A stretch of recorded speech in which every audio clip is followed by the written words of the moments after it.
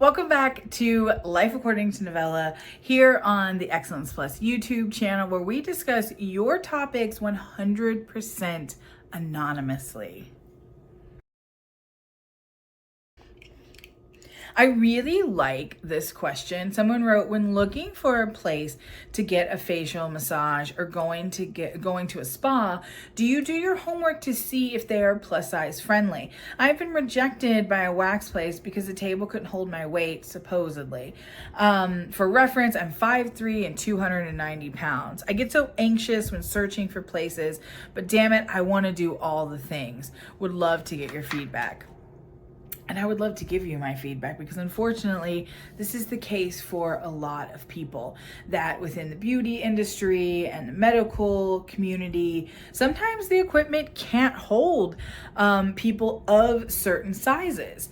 It shouldn't be that way. It should be inclusive. And I definitely think that we need to fight for inclusivity within these businesses. But unfortunately, at this time, with the current temp in the room, we do have to do our homework. And I think doing that homework not only is doing ourselves a service, but we're also advocating for the next person and advocating within the industry in general. And the first step to doing my homework is going to be to look at reviews. I specifically gravitate to Google reviews and Yelp reviews because they often, the person who's posted the review has a picture, and you can look at that picture and are they a person of size? Do they look like me? The reviews are also helpful because if there is a lot of them and you have a plethora of people going to this business for services, there is a really good chance that some of those people within that group are going to be plus size. And that's a good first step. But the next step is to actually have the conversation.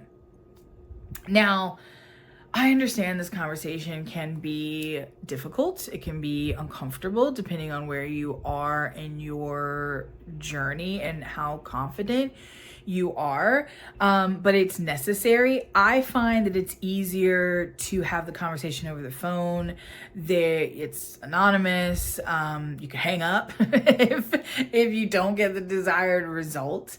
And also, I want to have the conversation before I book an appointment. If you book the appointment and you have the conversation in person and it doesn't go the way that you want it to go and you want to cancel the appointment, that can result in cancellation fees. So my advice is have the conversation first. I like to call and, as confidently as possible, ask very direct questions. I am not going to sugarcoat it. I will ask them point blank. I'm a person of size. I am looking for such and such services. Has your business worked with a person of my size before? Does your equipment have any restrictions in regards to weight or length or whatever you can customize these questions to fit your experience, like what you're looking to do and what your body needs. Now, if you receive any pushback, abort. Get out of there. Hang up, whatever you have to do, because it's not the right place for you. You may receive questions in return. Maybe they don't know, they have to go check, or, whatever the case, which is fine. Sometimes people innocently are ignorant of the places and the gaps that they have in their business. I wish it wasn't that way, but I like to just have the conversation, make them aware. Even if they can't provide me the service, at least I have done them the service and the next person the service of making them aware.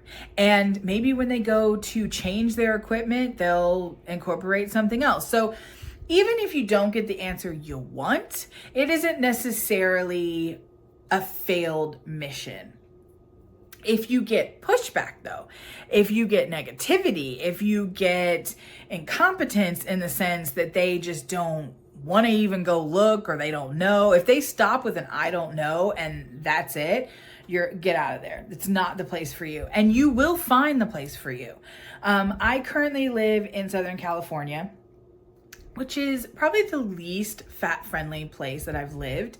And I've lived in the Midwest, the South. I also travel often and will obtain services as I travel. And if I don't get the answers and the result from one, I always get it from someone else. I have been able to find amazing estheticians, and you will too. And when you find that place, this is really important. Post about it. Post a review. Post it in your story. Blow up their business page as much as possible and include that you are a person of size that has obtained such and such service. Because now not only have you done the homework for you, but you have helped the next person, and you have also kept the conversation going. You don't know who's going to read that. Somebody of, an average size, a thin person may look at that and they've never thought about it before, and you just helped broaden their horizon and helped advocate for people of size. So not only do you want to do the homework for you, do it for the next one too, because we all win at that way. So hope that helps. And if you have any tips, drop them in the comments. Let us know what works for you when you're getting waxed or you're getting your facials. How have you done it? Do you have a great place? Tag them. Let us know. Hope that helps. Bye.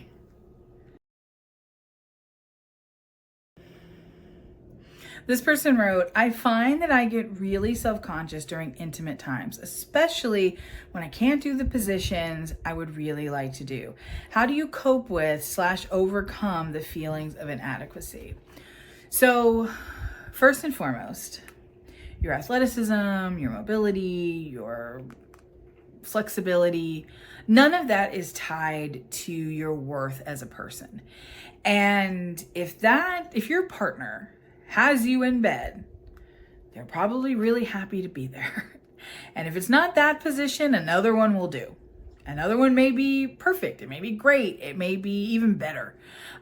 So getting hung up on a position or something that you feel you may lack or is a little more challenging for you to do, and allowing that to make you feel inadequate will more than likely lead to confidence issues in general.